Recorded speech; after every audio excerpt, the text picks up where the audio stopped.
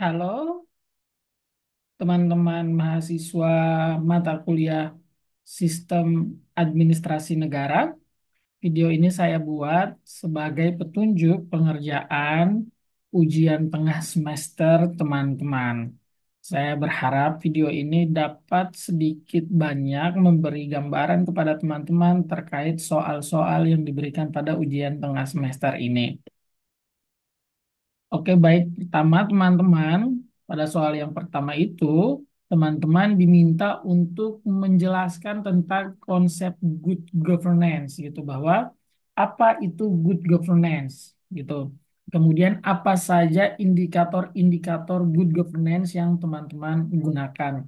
Kemarin ada beberapa pendapat yang sudah kita pelajari bersama dalam menjelaskan apa saja indikator-indikator dalam good governance itu.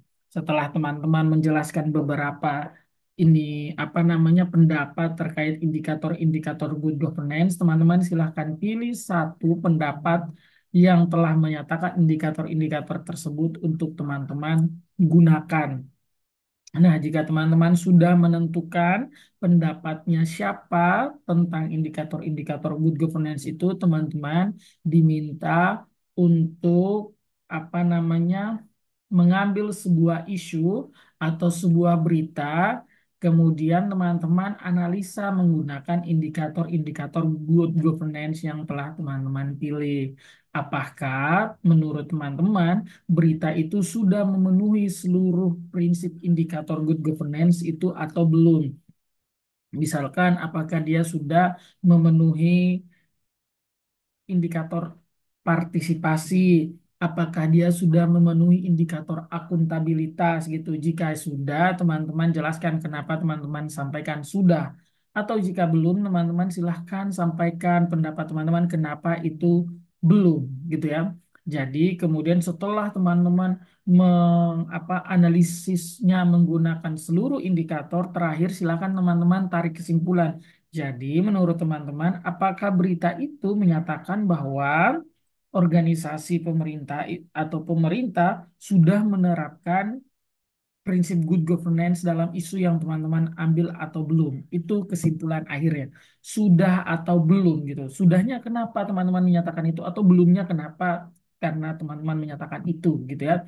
Jadi indikatornya digunakan, oh partisipasinya sudah jalan. Menurut saya karena apa? Karena terlihat bahwa pelibatan masyarakat sudah dilakukan pada tahapan itu. Atau misalkan partisipasinya saya nilai belum jalan. Kenapa? Karena pelibatan masyarakat itu masih minim atau masyarakat itu dilibatkan tapi hanya partisipasi semu. Artinya dia hanya hadir tidak memberikan kontribusi apapun gitu.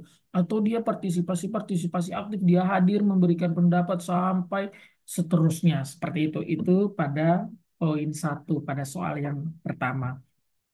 Kemudian teman-teman pada soal yang kedua teman-teman diminta untuk menjelaskan dan mendeskripsikan terkait dengan sistem perencanaan pembangunan nasional yang kemudian telah kita pelajari pada pertemuan minggu lalu sebelumnya gitu ya.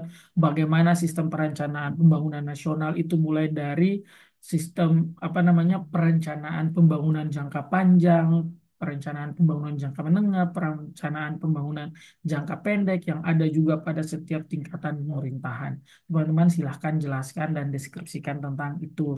Kemudian teman-teman hubungkan dan jelaskan dan deskripsikan juga tentang sistem akuntabilitas gitu ya, kinerja instansi pemerintah. Itu sudah ada juga di ini apa pelajaran minggu lalu yang telah kita pelajari. Kemudian sistem penganggaran, jadi itu adalah satu kesatuan mulai dari sistem perencanaan pembangunan nasional, sistem ini akuntabilitas instansi pemerintah dan sistem penganggaran itu adalah satu kesatuan jika teman-teman membaca kembali poin-poin yang teman-teman telah pelajari di minggu yang lalu gitu ya. Setelah teman-teman jelaskan dan deskripsikan, tugas selanjutnya adalah teman-teman harus menganalisa keterhubungan dengan konsep akuntabilitas. Jadi semua sistem yang telah teman-teman gambarkan dan paparkan itu silakan teman-teman apa namanya jelaskan apa sih hubungannya atau apa sih konteksnya itu dengan akuntabilitas gitu. Apa hubungannya yang teman-teman jelaskan dalam sistem yang luar biasa kompleks itu dengan konsep akuntabilitas gitu ya. Itu pada poin yang kedua, soal nomor dua.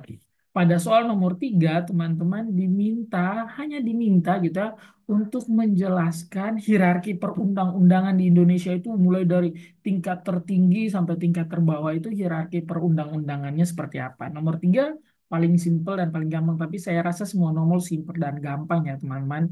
Jadi selanjutnya itu poin tiga, teman-teman hanya diminta untuk menjelaskan terkait hierarki perundang-undangan di Indonesia. Pada poin yang keempat, teman-teman diminta untuk menjelaskan tentang struktur kelembagaan negara gitu ya. Jadi pada minggu lalu juga kita sudah mempelajari gitu, kalau teman-teman membaca kembali poin-poin yang telah dibagikan itu sudah dijelaskan tentang struktur kelembagaan negaranya. Jadi teman-teman silahkan jelaskan mulai dari hierarkinya gitu ya, hierarki kelembagaan negaranya, hubungan antar lembaga negaranya, dan apa tupoksi dari setiap lembaga negara yang teman-teman jelaskan itu gitu ya. Jadi teman-teman diminta untuk menjelaskan hierarkinya, menjelaskan hubungan antar lembaganya, dan juga sebutkan tupoksi dari lembaga-lembaga yang telah teman-teman gambarkan itu. Itu pada poin keempat. Dan poin kelima, teman-teman diminta untuk menjelaskan bagaimana sistem pembagian urusan pemerintahan di Indonesia gitu ya teman-teman. Jadi sistem pembagian urusan pemerintahan di Indonesia itu sudah diatur di dalam Undang-Undang Nomor berapa misalkan, kemudian dibagilah pembagian urusan pemerintah pusat dan pemerintah daerah itu gitu ya. Pemerintah pusat itu menjalankan apa urusan yang mana, pemerintah daerah itu menjalankan urusan yang mana. Kemudian ada juga ternyata urusan-urusan yang hanya bisa dilaksanakan oleh pemerintah pusat dan tidak diserahkan ke pemerintah daerah. Tapi ada juga urusan-urusan yang menjadi urusan pilihan yang bisa diserahkan ke pemerintah daerah untuk dijalankan. Itu untuk poin kelima. Oke teman-teman, jadi begitu penjelasan kelima poin ini. Saya berharap banyak teman-teman bisa menjawab soal-soal ini dengan sangat mudah, gampang, dan sangat ringan karena ini sudah kita pelajari di pertemuan-pertemuan sebelum UTS ini gitu. Terkait dengan apa namanya teknik pengerjaan dan teknik pengumpulan ada juga di dalam slide PPT yang telah saya bagikan kepada teman-teman. Saya harap teman-teman bisa memahami instruksi pengerjaan dan jika kurang jelas teman-teman bisa langsung menanyakan kepada saya. Akhir kata saya ucapkan sukses untuk ujian tengah semesternya dan semoga lulus dengan nilai yang menyenangkan dan membahagiakan. Thank you, sampai jumpa.